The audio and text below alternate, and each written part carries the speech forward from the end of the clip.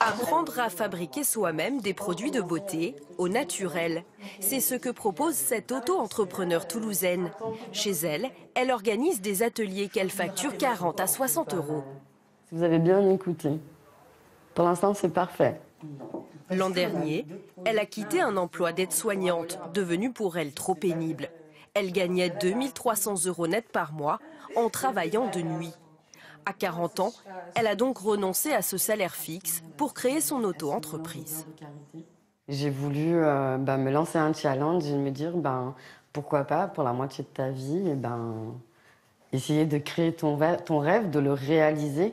Et le statut d'auto-entrepreneur, c'est le statut idéal. Un rêve qui ne lui permet pas encore de se verser un salaire régulier. Le régime d'auto-entrepreneur est plébiscité pour sa simplicité, car il ne nécessite pas de capital. 1 360 000 Français sont aujourd'hui auto-entrepreneurs à temps plein ou en activité de complément. C'est plus 15% en un an.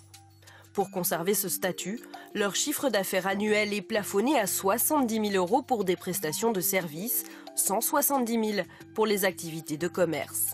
Et quand ils n'ont pas de rentrée d'argent, ils ne payent pas non plus de cotisations sociales. Johan Oshkorn a opté pour ce régime il y a déjà 8 ans. Voilà, donc le problème qu'on a... Salarié dans la communication institutionnelle, il s'est lancé dans la réparation d'électroménagers.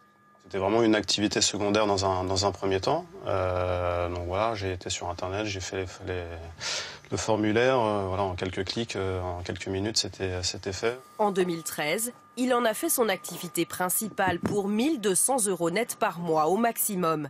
Un revenu qui n'a pas vraiment progressé au fil des ans, mais pour cet auto-entrepreneur, Continuation. Merci beaucoup. Au revoir. C'est le prix de la liberté. On est chez des gens différents, on est sur des cas différents, donc il n'y a pas de routine.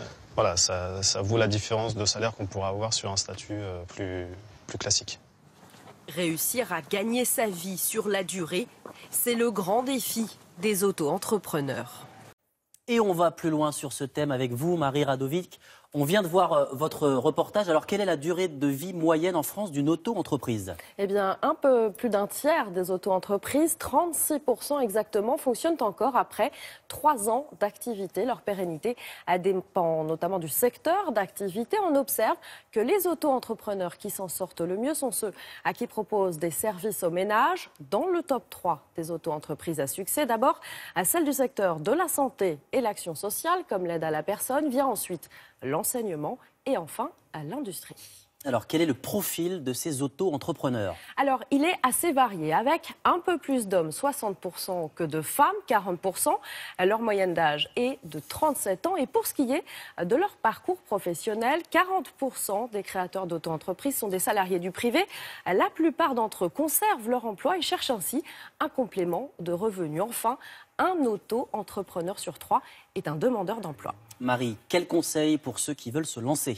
Alors, c'est très simple. En théorie, créer son auto-entreprise, c'est gratuit. Il suffit d'aller sur ce site internet autoentrepreneur.urssaf.fr pour vous immatriculer. Vous allez renseigner votre état civil et l'activité choisie. Et en quelques clics, c'est terminé.